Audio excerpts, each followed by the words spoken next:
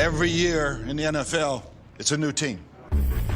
As far as goals go, we have one. Putting a fucking ring on our finger. Welcome to the Buccaneers Observer Podcast. This is Ralph Phillips. I'm Molly Bay. Today is June 25th, 2019. 75 days to kick off. We're almost there. Training camp's right around the corner. I know. 4 weeks. In a month? Something like that. I should probably do a countdown to that, too. Yeah. It'd be too many countdowns. We'd lose track. 28 days to break training camp. 75 days to kick off. I think at this point, it's like 30 days. 60 days to the first preseason game. 300 games till the season's over. How many days till Hard Knocks? How many Don't days forget till that Hard Knocks? one. Yeah, it'd be a really, really long intro. Fact check. Ndamukong Suh is a bit over 13 months older than Gerald McCoy. He's ancient. How dare we replace McCoy with someone that old? That offends me. It offends Skip Bayless, too, that know. McCoy was replaced by an older player. 13 months older. It's actually 13 months and some days. So there you go. Yeah, I was totally wrong. I thought that Suh was just like 6 months older, or maybe a year, but... 13 months is a year, basically. Yeah, it's a little over a year. Irrelevant, though, I think. But hey, that just means he's wiser. I wonder if McCoy ended college a year earlier because they came into the same draft class. You know how you can tell a Buccaneers fan? How? Give them 2 minutes, they start talking about Gerald McCoy. We just immediately started talking about him. He's not even on the team anymore. Nah, it's fun. It's fun. It was going to be a great year watching all this unfold. Running back Sean Wilson was cut. How about that? I didn't see that coming, and there was a lot of speculation that maybe we were going to sign somebody, and that's why they were cutting him, but it's been several days, and we haven't signed anybody. Yeah, it was a very strange cut. I don't know if he was injured, or they just didn't like him, or if there was a trade in the works, and whatever.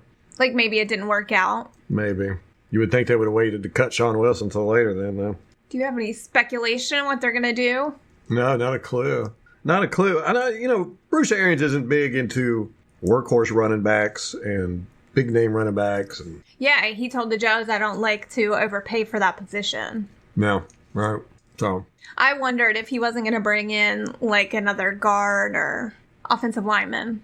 That's what I thought they were going to do. Because he had mentioned doing that before also. Like, when we get to training camp, we might have some more depth on the offensive line. There was some speculation that maybe we're going to trade for Duke Johnson. yeah, well, he wants out of Cleveland. Right. And he's got a history with BA. Does he? Yes. What kind of history? Obviously played under him somewhere. Yeah, Arizona, right? No, David That Johnson. was David Johnson. Get your Johnsons right. I know. Can't keep track of them all. Speaking of offensive linemen, Donovan Smith and Earl Wofford had birthdays this week. They sure did. Yeah. They did not celebrate together. I was though. getting ready to say that, did not. I bet Donovan Smith celebrated at the bowling alley. Did you see Probably. that video? Yeah, I sent it to you. Yeah, of his charity. Mm-hmm. I wish he put that much into football that he did into bowling. Well, I was watching it, and he really doesn't have good form for a bowler. Ralph is, of course, a bowler. Was He's a got a bowler. Buccaneers bowling Of bag, course. Everything I have is Buccaneers. a skull bowling ball. Buccaneer bowling ball. Wasn't that from a movie, too? Yes. Kingpin? No. Yes. No. It was from, I don't know, some mock superhero movie back in the 90s. I can't remember the name. But there was a superhero called the Bowler, and it was Janine Garofalo. She had her father's skull Oh, my God. encased in a bowling ball, so it was like she could throw it, and it would do all kinds of crazy stuff. Oh, like his spirit was in the bowling ball? I guess. Did you do the same? Is that a dead relative in your bowling ball? Yes, Your ex-wife. last wife? That's what you should tell everybody. This is my ex-wife. The Buccaneers Junior Cheerleading program for children ages 6 to 14 years old. Registration deadline is July 10th. This is for, of course, youths. The Utes? There's going to be 3 clinics will be taught by the 2019 Buccaneers cheerleaders. I'd go just for that. No tryouts are required and no experience is necessary. There you go. Well, I You know, can make unfortunately, it. it's from You're outside the age range. 6 to 14-year-olds, and my kids happen to be just right outside that age range. So. Everybody who attends will perform at the halftime during the Buccaneers versus Dolphins game on August 16th. There's also going to be preseason halftime performances as well. The cost is $200. That sounds like a lot, but it includes the instructor fee, which means looking at Buccaneer cheerleaders, game tickets, you get to go out on the field, 3 clinics, and a uniform. Of course, you get $25 off for season pass members. If you're interested, go to Buccaneers.com and register. It's good stuff. Sounds like a steal. Sure does. You get 3 game tickets and a uniform. I know. And you get to hang out with the cheerleaders for 3 days. Or your kid does. I'm writing checks. I wonder if they allow spectators. Probably not, huh? I don't know why they wouldn't. I imagine the parents get to hang out. Maybe, but I think if you're taking your kid to that, you're probably like a dance parent. Dance moms. You think so? They have shows about that. About dance moms? Yeah. It's on TLC. They have a show They're for garbage. everything. I know. Everything now. But those people are like into it. It's like as bad as The prom or the I don't beauty know. pageant They're kids? yes. They're like that. Mm-hmm. You know, there are so many channels, so many TV shows. There literally is something for everybody now. But here's my question. There's 2 parts of this. One, how are these programs making any money? I mean, there's so many options now to watch stuff that these programs aren't getting masses of people. You know, they're getting YouTube channels get more than most TV shows now. So how are these TV shows making any money?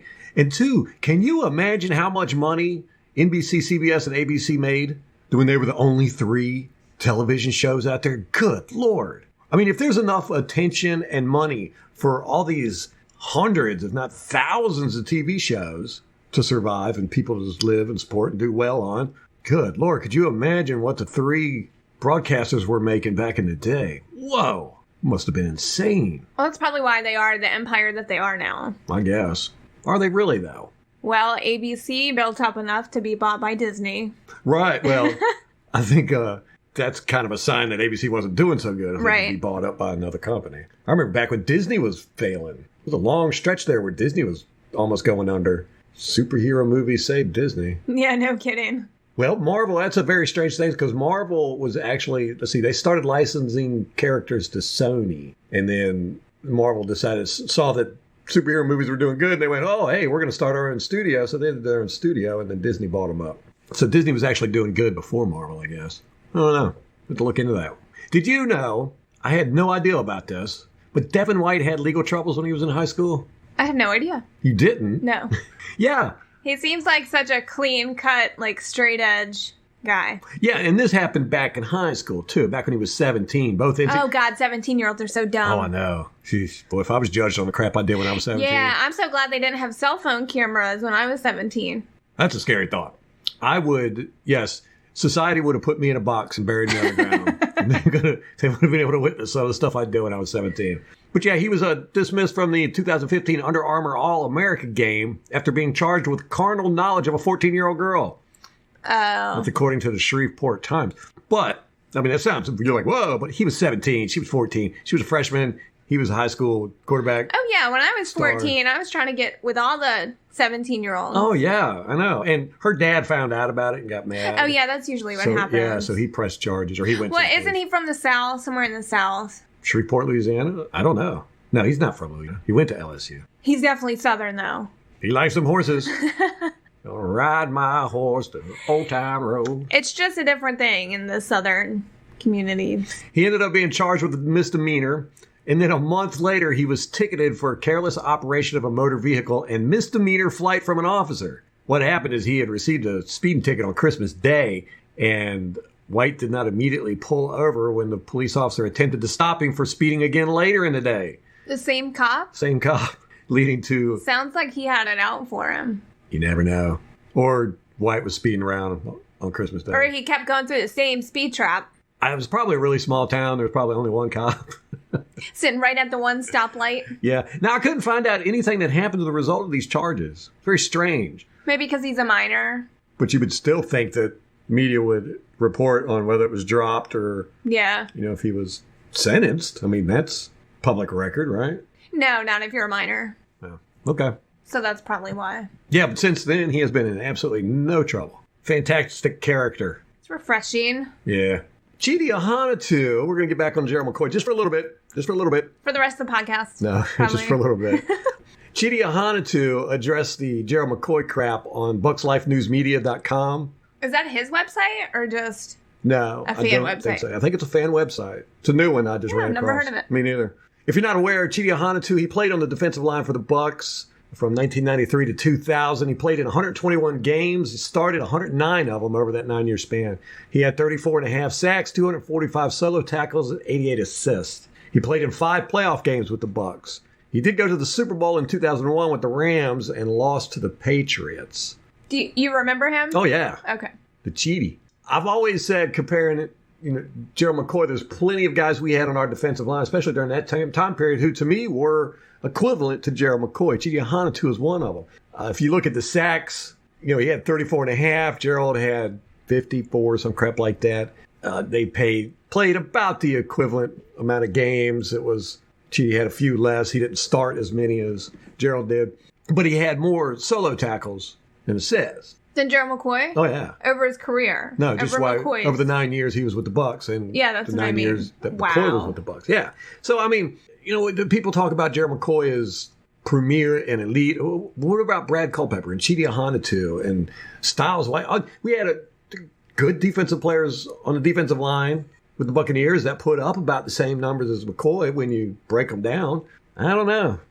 Something weird was going on with that whole McCoy stuff. But anyhow, Chidi Ahanotu decided to wade into the muck after he watched the episode of Undisputed with Sharp and Skip.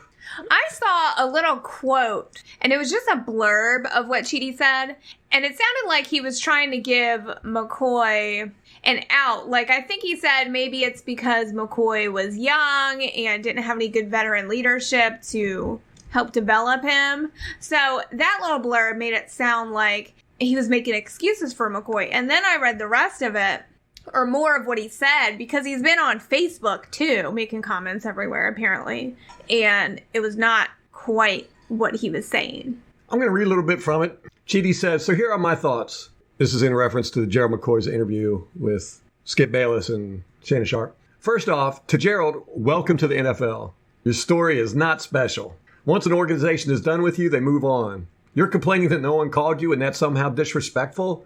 No, Gerald, it's called showing you that they are done with you. It happens to all of us who played. A rare few get the post-career interview and a parade out the door. It's one of the hard emotional truths of the NFL." That's interesting. It's one of the hard emotional truths of the NFL because it's very obvious that today's NFL player are not as hard as those that preceded them. Yes.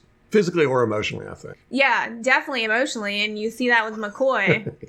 he's all, they didn't call me. They didn't call me. They disrespected me. Yeah. Not calling me. He goes on to say, Gerald picked the wrong team to play for, the Carolina Panthers, if his main motivation was to play against the Buccaneers and make us look bad. Don't forget, we got a decade of film on Gerald and know his personality in and out. He has a better chance of being made look bad by us, not the other way around. But sometimes you got to get a kick in the ass to turn your life and game around and see your weaknesses for what they truly are. Maybe this kicks him into a level of playing that he's never shown before. Or maybe he tanks. It can go either way. It's up to him to internalize it and use it. But honestly, I'm not in fear of facing Gerald McCoy twice a year. None of the NFL teams were in fear of him over the last however many years. When folks call G-Mac soft, it's more about his personality and behavior than his playing. Although, both have shown signs of some softness. It's a shame because G-Mac had no vets around him to teach him and mold him into becoming hard. Okay, that's the excerpt that I heard. Right. Talking about the Sue getting G-Mac's jersey number, he said, "I believe that Sue's jersey number too. Sue is the organization's big-time free agent signing. We don't have a ton of these around here over the years, so we supposed to disrespect the guy we got coming in just so we don't disrespect the other guy on his way out? To expect the franchise to not allow Sue to have his own jersey number would be disrespectful, not the other way around. I'm sorry, but G-Mac is no Michael Jordan, let alone Michael Allstott."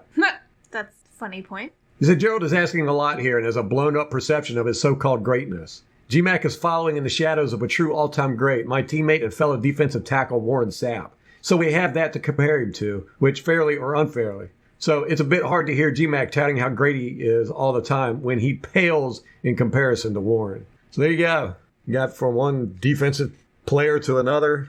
Basically played the same position for the same amount of years on the same team, just different time periods. And then you've got Ian Beckles, who played on the other side of the ball, who played against people, defensive tackles. Yeah, who just flat out said, that Gerald McCoy is highly overrated, which I agreed with him. Unfortunately, a lot of people didn't. But that's fine. You can have your opinions. Everybody can have their opinions. That's what makes football fun. One of the things that makes football fun. That and all the drama.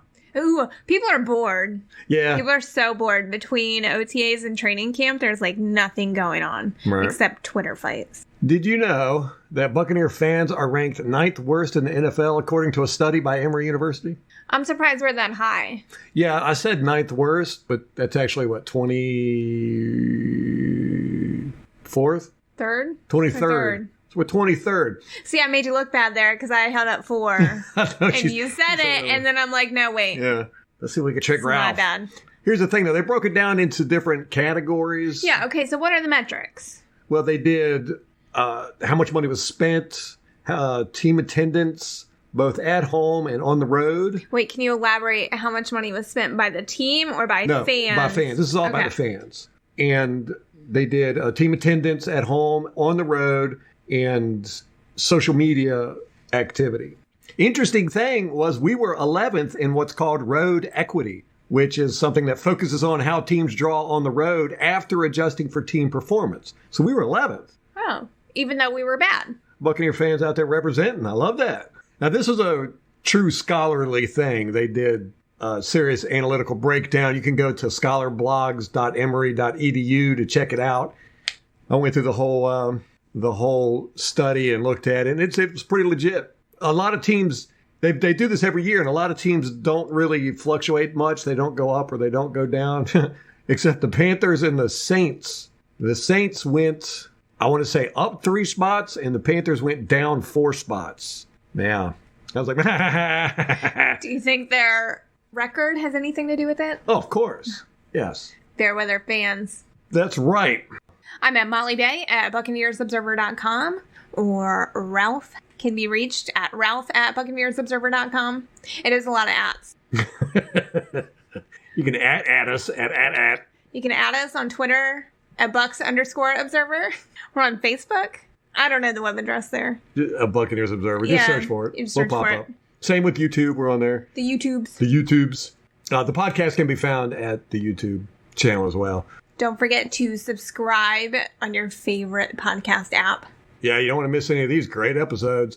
And it is, of course, the off season, so things are pretty lame. When the biggest news we have to talk about is some idiot on Twitter.